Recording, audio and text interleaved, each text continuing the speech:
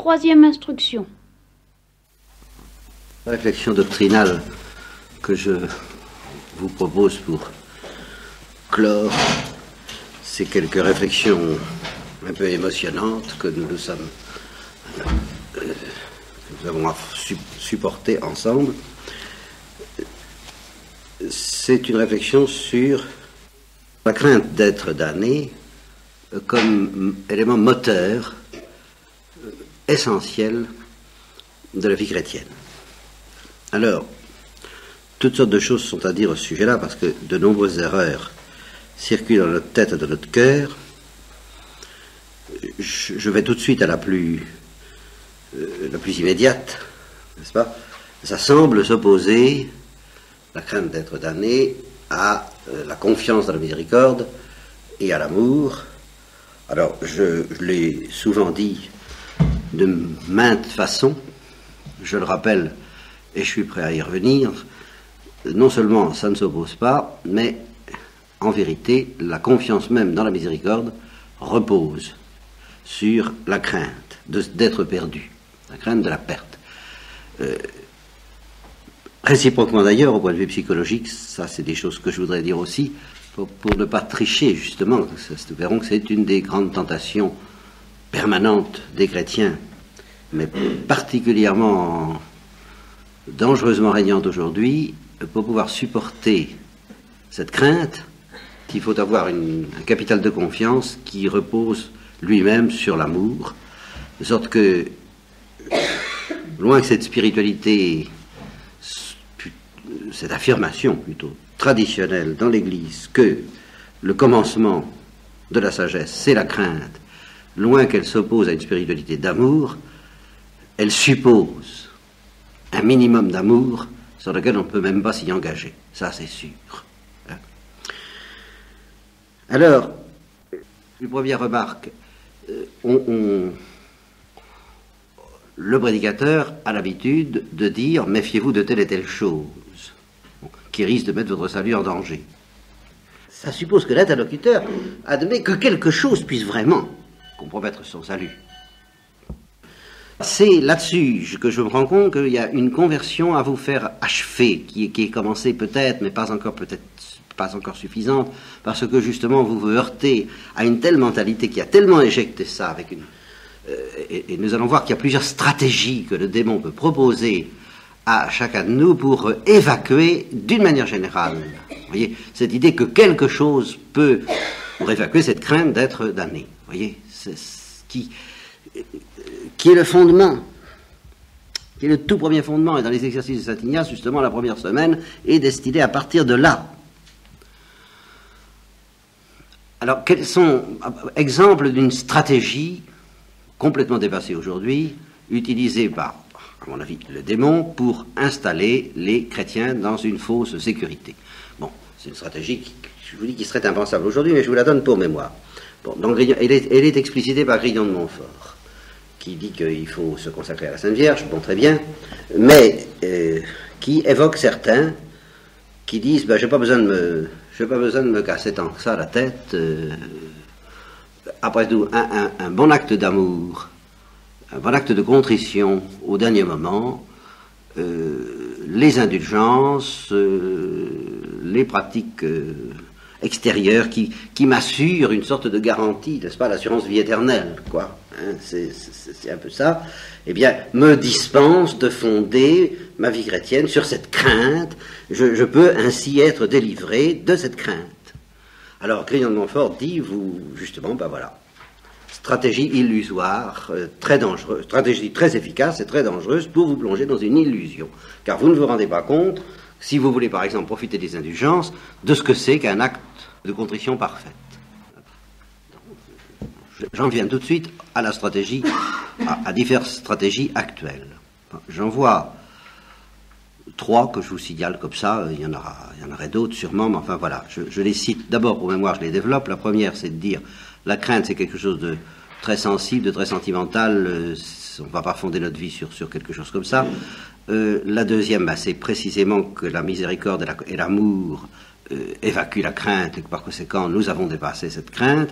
Et la troisième, alors là qui est particulièrement doutable, c'est cette caricature, et nous revenons d'ailleurs au premier point, cette caricature de la crainte que représentent certains états d'anxiété psychique qui miment la crainte de l'enfer, la crainte authentique d'être damné, et qui la remplace.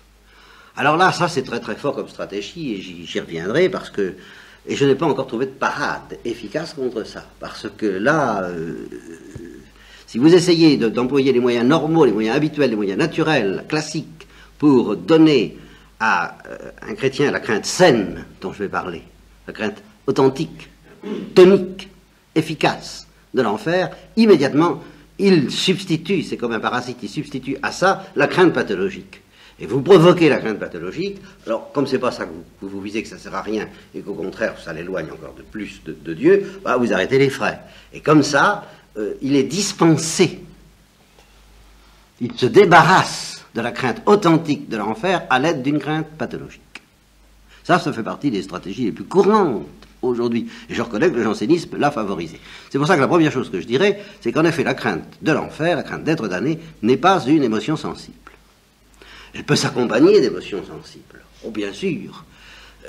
De même que l'amour de Dieu, en fin de compte, n'est pas une chose sensible. Donc la crainte de l'enfer, la crainte d'être damné, c'est pas ça. C'est une motion. Et c'est une motion qui vient du Saint-Esprit et qui coïncide avec notre liberté et à laquelle justement notre liberté peut résister. Nous accueillons quelque chose d'efficace en nous qui nous fait dire « mais attention, il est en mon pouvoir de me sauver, mais ce n'est pas évident. Il y a un danger à éviter. » Je prends un exemple extrêmement simple, quoi. Vous marchez sur un sentier de montagne, et bien vous vous dites « attention où je mets les pieds ». Voilà. Bon. Vous n'avez pas pour autant un tremblement justement pathologique qui lui risquerait de vous précipiter dans le ravin. C'est pas du tout une bonne peur, ça. Vous voyez, ce que j'appelle la peur saine et la peur tonique, c'est celle qui fait qu'on dit attention, je marche sur un sentier où je suis en sécurité, mais à condition de prendre garde. C'est aussi bête que ça. Alors justement, à quoi s'opposent les deux stratégies traditionnelles du démon pour empêcher qu'on ait cette attitude tonique, constructive, efficace? C'est celle de tellement trembler, tellement s'affoler que on ne peut même plus regarder, faire la différence entre... On ne se sent plus en sécurité même quand on l'est. Alors on n'ose plus avancer, on est complètement... Ou si on avance un pas, on le fait avec une telle frousse que manifestement on risque fort de passer par-dessus bord. Alors ça c'est une mauvaise crainte d'être damné, ou une mauvaise crainte de l'enfer. Et l'autre, alors c'est justement celle que le démon propose, ce que j'ai appelé après le démon traumatisant, le démon sécurisant. Il vous dit, vous voyez bien, il ne faut pas avoir peur, cette religion est une religion de crainte, il ne faut pas vivre dans une religion de crainte, vous voyez à quoi ça vous mène. Alors, au lieu... on vous dit, eh bien, mais vivez dans cette conviction qu'il n'y a pas de ravin. Voilà, vous êtes sur une plaine où vous pouvez vous promener en toute sécurité. Dieu est trop bon pour permettre que vous tombiez dans le ravin. Par conséquent, il n'y a pas de ravin. Alors, détendez-vous, soyez dans la paix, soyez dans la sécurité et marchez dans la joie des yeux. Allons ensemble, comment je vers le... Enfin bref... vers le Seigneur, enfin, vous voyez, parmi les chants d'allégresse. Oui, c'est ça, voilà. Allons vers le Seigneur parmi les chants d'allégresse. Bon, et je suis tout à fait d'accord d'aller vers le Seigneur parmi les chants d'allégresse, mais en faisant attention où on met les pieds. Et c'est cette attention efficace, je vous répète, c'est une motion efficace. Vous voyez, eh ben, j'appelle ça quelqu'un qui marche en faisant attention parce qu'il sait que... il descend un escalier où il n'y a pas de rampe, ben, il sait qu'il faut qu'il se tienne tout de même à une distance prudente du gouffre pour ne pas risquer le pire. Eh bien, il a la crainte, mais cette crainte-là n'est pas une crainte sentimentale, nerveuse, pathologique, c'est une crainte saine. Bon. Alors, je dis qu'elle vient du Saint-Esprit. Je dis qu'il faut la demander. Et je dis que c'est le point de départ de tout, et que je sens bien que c'est une des choses qui manque, et que par ma faute d'ailleurs, vous voyez, on a tellement peur d'induire la crainte pathologique, la crainte que le démon se plaît à exploiter, qu'on en arrive je me suis laissé impressionner parce que justement parce que moi-même je manque aussi de charité, parce que je n'ai certainement pas prêché ces choses avec assez d'amour. Alors parce que je ne les prêche pas avec assez d'amour, j'en arrive à la tentation de ne pas les prêcher du tout et de faire peur avec le purgatoire, de faire peur avec ci ou avec ça, mais pas avec l'enfer. Et qu'est-ce que vous voulez, j'ai tort, je pêche, je manque si je ne fais pas ça comme point de départ, en vous disant, écoutez, il faut verrer votre salut. Saint Paul dit avec crainte et tremblement, pas une crainte et un tremblement pathologique, mais en sachant que même si vous êtes avancé dans l'amour de Dieu, assez avancé peut-être, il y a un risque non négligeable pour nous tous de nous perdre. Et quand on dit que l'amour parfait bannit la crainte et que la confiance dans la miséricorde, alors il faut distinguer, la confiance dans la miséricorde, elle ne bannit pas la crainte, elle la suppose, je vous le répète. C'est précisément parce que je crains que je me réfugie. Et c'est précisément parce que je me réfugie et que perpétuellement, à cette crainte qui existe et qui serait évidemment régnante, irrésistible dans mon cœur, s'il n'y avait pas ce témoignage de miséricorde que Dieu me donne par le sang du Christ, eh bien, je réponds en me réfugiant auprès de la miséricorde. Et alors, ce que je dis, c'est que justement, pour quelqu'un qui a suffisamment d'amour de Dieu dans le cœur pour accepter d'avoir peur, vous voyez, j'anticipe sur le commentaire de ce bouquin dont le titre, c'est exactement ça, le courage d'avoir peur. Vous voyez, le point de départ de notre amour de Dieu, c'est un certain courage d'avoir peur. Pas n'importe quelle peur, là encore, la vraie peur va nous délivrer des mauvaises peurs. Et la vraie peur va nous permettre, parce que nous avons un minimum d'amour de Dieu dans le cœur, de trouver dans la peur même un ressort pour aimer Dieu. Voilà, c'est ça la stratégie du Saint-Esprit et de l'Église pour nous rapprocher de Dieu. Et ça, c'est une doctrine qui trouve une confirmation éclatante à propos du sacrement de pénitence, dans lequel on demande quoi au pénitent? Eh bien, on lui demande la contrition imparfaite. On ne lui demande pas la contrition parfaite. On ne lui donc demande pas l'amour de Dieu. S'il a déjà l'amour de Dieu, ben, le sacrement de pénitence ne peut pas lui faire de mal, si vous voulez, et il donnera les péchés de sa vie passée ou les péchés véniels, mais enfin, il n'en a pas absolument besoin. Il peut communier sans passer par le sacrement de pénitence. Par contre, s'il a perdu l'état de grâce, ben voilà, s'il a perdu l'état de grâce, alors là, il a besoin du sacrement de pénitence. Et bien, quelqu'un qui a besoin du sacrement de pénitence, quelle est la première chose que Dieu est obligé de lui demander? Eh bien, je m'excuse, mais une certaine peur. Voilà. Alors, de deux choses une, ou vous n'avez pas besoin du sacrement de pénitence, ou bien vous êtes prié d'apporter une certaine peur. La vraie, qui va vous délivrer des fausses.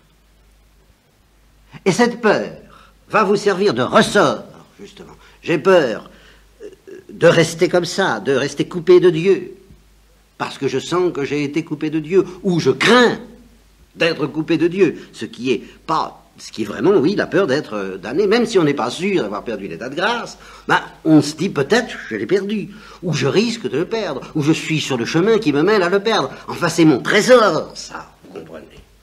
Alors, on se confesse parce qu'on a peur, au moins, de perdre son trésor, et peut-être de l'avoir déjà perdu. C'est ça que l'Église, c'est ça que le Saint-Esprit demande aux pénitents qui se présentent. Avez-vous peur? Bon, si vous dites peur, non, la peur, moi je ne sais pas. Alors, le sacrement de pénitence, vous n'en avez pas besoin. Et alors, cette contrition imparfaite, avec tout son ressort de peur authentique, va se transformer en contrition parfaite, va être transformée par l'opération du Saint-Esprit, par le sang du Christ, par le sacrement lui-même, en contrition parfaite, c'est-à-dire qu'en réponse à cette peur, Dieu va donner l'amour. Et on aura encore peur. Mais ce sera une peur qui sera soutenue, non pas seulement par un certain amour imparfait que le Saint-Esprit donne, même à ceux qui ne sont pas en état de grâce, mais qui va être soutenue par la charité.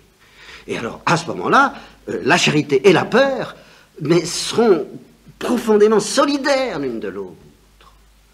Oh, écoutez, l'expérience de l'amour humain, je suis tenté de dire, mais si vous ne sentez pas à quel point l'amour et la peur sont solidaires, c'est que vous n'avez pas fait l'expérience d'un amour suffisamment précieux, ou tout au moins, ça n'a pas été une expérience heureuse, parce que lorsque l'expérience est heureuse, et que par ailleurs c'est un amour humain très intense, eh bien on a forcément peur de le perdre, enfin. Et quelquefois, à la suite d'une parole maladroite, à la suite d'une colère, à la suite d'une blessure, à la suite d'une froideur, à la suite de l'autre ou de soi-même, à la suite d'un orage magnétique comme le démon ne manque pas d'en susciter toujours dans les plus belles choses, eh bien, on a peur de l'avoir perdu. Et alors, deux êtres qui s'aiment, ce sont deux êtres qui vivent dans l'amour et la peur. Et si on ne sent pas la peur chez l'autre de perdre ça, on ne se sent pas vraiment aimé. Et on ne le sent pas vraiment aimant. Ça n'existe pas, ça. Et c'est du cinéma. Un amour sans peur au ciel, oui. D'ailleurs, même au ciel, il restera quelque chose de tout ce que je vous dis là. Mais alors ce quelque chose, je vous amènerai un jour un texte d'une personne que connaissait le cardinal Journet et qui disait toujours moi la crainte de Dieu, je ne sais pas ce que c'est, je n'ai que l'amour de lui et je voudrais bien, quand j'énumère les dons du Saint-Esprit, il existe une théologie des dons du Saint-Esprit, j'ai dû vous en parler une fois ou l'autre, si je ne vous en ai pas parlé, je vous signale qu'il y en a 7 qui sont, à savoir, la sagesse, l'intelligence, la science, le conseil, la force, la piété et la crainte. Alors, cette personne, énumérant les dons du Saint-Esprit, n'arrivait pas à énumérer la crainte, parce que la crainte, comme don du Saint-Esprit, comme demeurant au ciel, comme quelque chose de... Là, ça n'arrivait pas. Là, une fois qu'on est au niveau de l'amour parfait qu'elle pressentait, eh bien, la crainte. Et alors, un jour, elle s'est réveillée, et ça lui a été donné de sentir Dieu, comme on le sentira au ciel, mais avec cette dimension d'une crainte qui n'en est pas une. Alors là, qui n'est même plus une crainte saine ni tonique, qui est quelque chose d'indescriptible que j'ose... Il faudrait que j'ai le texte, mais le texte ne dit pas grand-chose. Mais il se trouve qu'en le lisant, pour moi, ça me parle. Pour moi, c'est évident. Pour moi, je dis oui, ce sera ça. Voilà. Bon. Alors, une certaine crainte, mais alors qui ne fait plus qu'un rigoureusement un avec l'amour, mais en tant qu'il s'agit de l'amour d'un être qu'on ne peut pas se permettre d'aimer sans crainte, même au ciel. Voilà, je dirais quelque chose comme ça. Même si on n'a plus aucun risque de le perdre, même si on sait que tout est fini, tout est terminé, cet être-là, étant donné la distance fantastique qui a été abolie par la grâce, mais qui demeure ontologiquement entre lui et nous, comment l'aimer sans un minimum de crainte? Bon, alors voilà pour le ciel. Et pour la terre, eh bien, quand on dit que l'amour parfait bannit la crainte, il la bannit en sens qu'il l'engloutit, qu'il la dépasse, mais il ne la fait pas oublier. Ça n'existe pas. Et c'est Thérèse d'Avila qui le dit. Il y a des moments où on dit à Dieu, mais je n'ai pas besoin de la crainte pour t'aimer. À ce moment-là, ça existe. Il y a des moments comme ça, bien sûr. Mais il y a des moments où il faut se souvenir qu'il y a un enfer. Et c'est la seule manière d'aimer avec fidélité, parce que cette crainte est un ressort pour l'amour. Alors je voudrais vous prêcher la crainte de l'enfer, oui, vraiment. Mais vous voyez dans quel sens je voudrais vous la prêcher. Je dis que dans vos efforts et dans les miens, pour aimer Dieu davantage, justement, il y a un ressort qui manque. Il y a des tas de choses qui manquent, évidemment. Il y a la délicatesse, il y a le désintéressement, il y a la pureté, il y a l'humilité, tout ça, mais il y a la crainte. Je dis que nous irions plus vite, que nous ferions oraison davantage, si nous avons commencé à faire oraison, que nous nous communierions davantage, ou avec, enfin, je sais pas, moi, que nous ferions plus pour la charité fraternelle, pour les autres, ne serait-ce que pour leur demander de prier pour nous. Parce que justement, pour obtenir en échange une prière, nous ferions plus d'actes de charité pour l'Église en détresse si nous avions un peu plus de crainte pour notre salut. Voilà simplement ce que je veux vous dire ce soir. Vous comprenez? Et en même temps, vous mettre sous les yeux, alors, une crainte au second degré, vivre dans une chrétienté qui systématiquement, au plan doctrinal, refuse cette crainte comme base de la spiritualité chrétienne, comme base de notre amour même de Dieu. Eh bien, ça doit nous donner une deuxième crainte. Vous voyez, il faut que nous nous sauvions et que nous atteignions un certain degré d'amour en nous appuyant sur ce ressort, sur ce levain, que tout conspire à nous faire oublier et à nier. Eh bien, y réussirons-nous. Voilà une bonne crainte. Parce que ça nous précipite vers la Sainte Vierge. Je vous en supplie, ne permettez pas que ce ressort me soit enlevé puisqu'il est irremplaçable. Et je vous promets qu'il est irremplaçable. Et je le sens dans certaines de mes batailles avec tel ou tel d'entre vous, que ça manque, que c'est ça que je... Et alors justement, le démon m'attend au coin du bois, parce que si j'essaie de fabriquer cette crainte par des moyens humains, paf, ça ne rate pas, j'ai la crainte pathologique qui arrive par derrière, et il a gagné, c'est tout ce que je fasse. C'est réglé.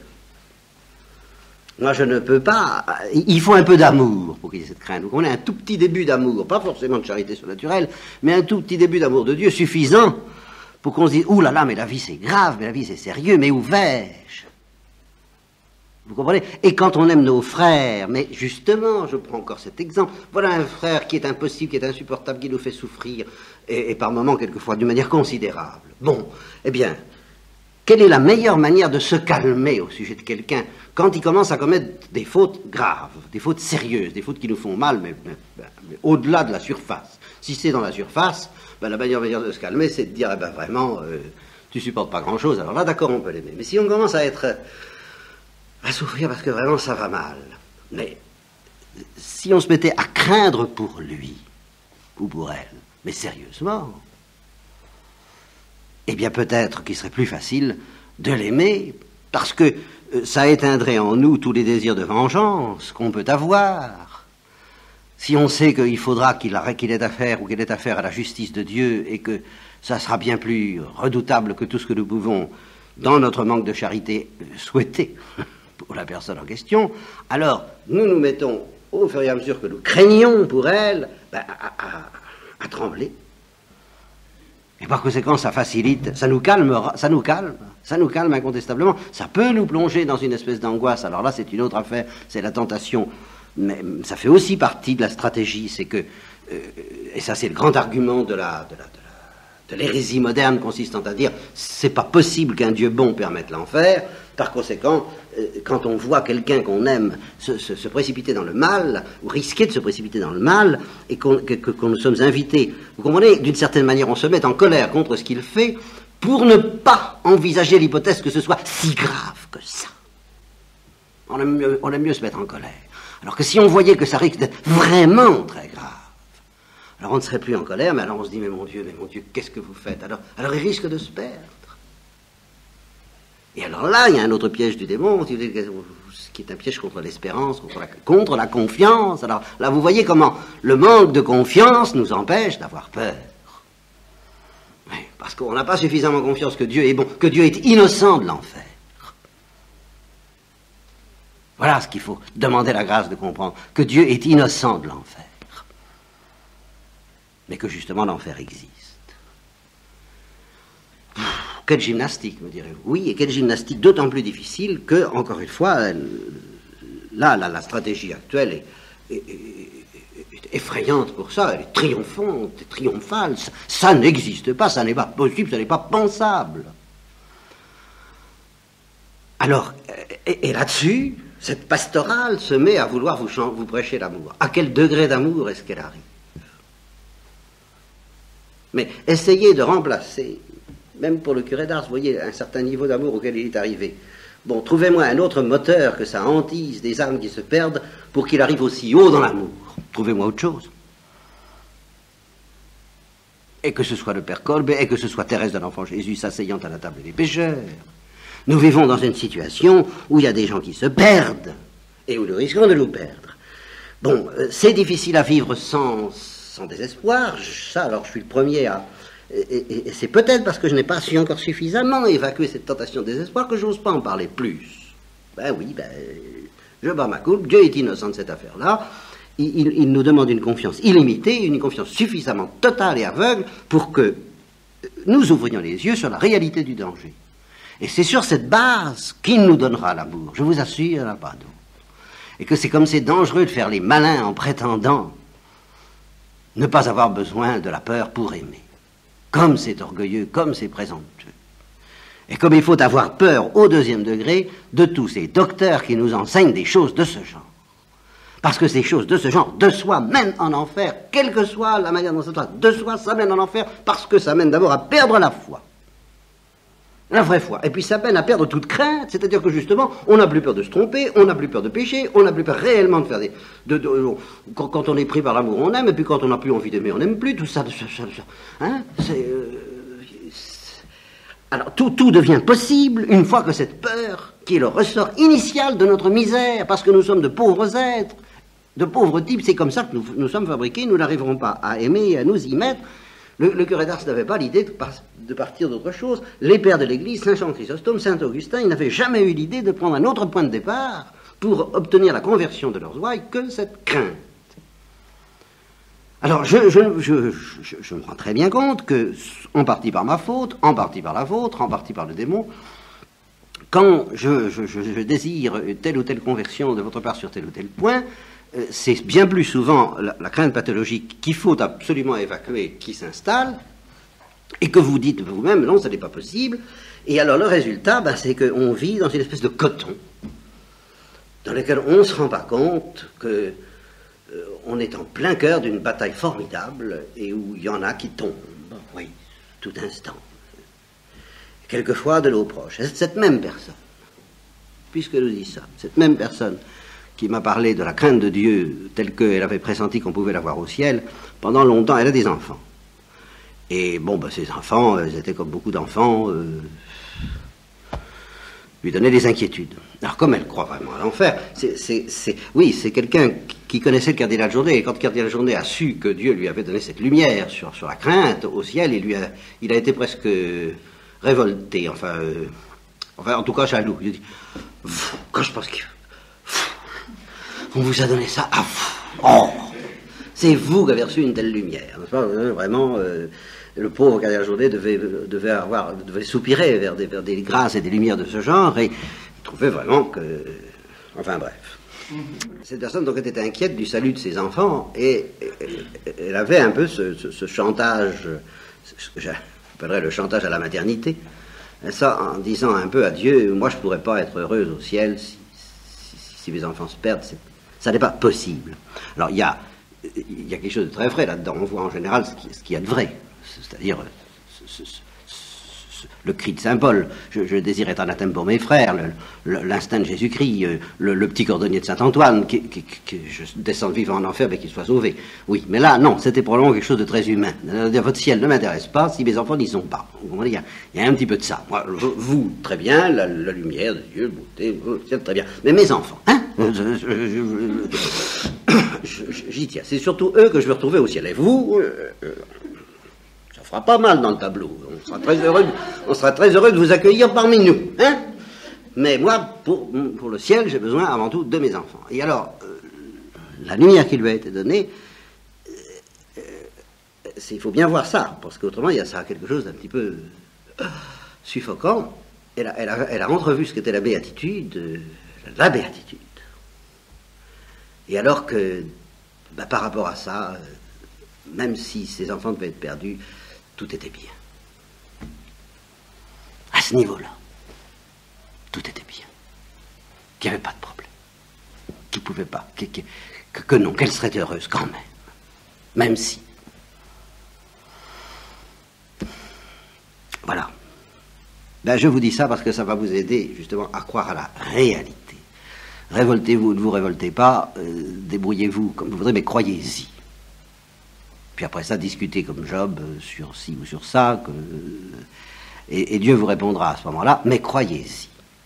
Ou demandez la grâce d'y croire, demandez assez d'amour pour y croire, demandez assez de confiance pour y croire, et pour en avoir peur, et sur cette base de la peur, un amour alimenté par la peur, je crois qu'il n'y en a pas d'autre, je prédirais presque que c'est la vraie définition de la sainteté, mais un amour fou, alimenté par une peur sage.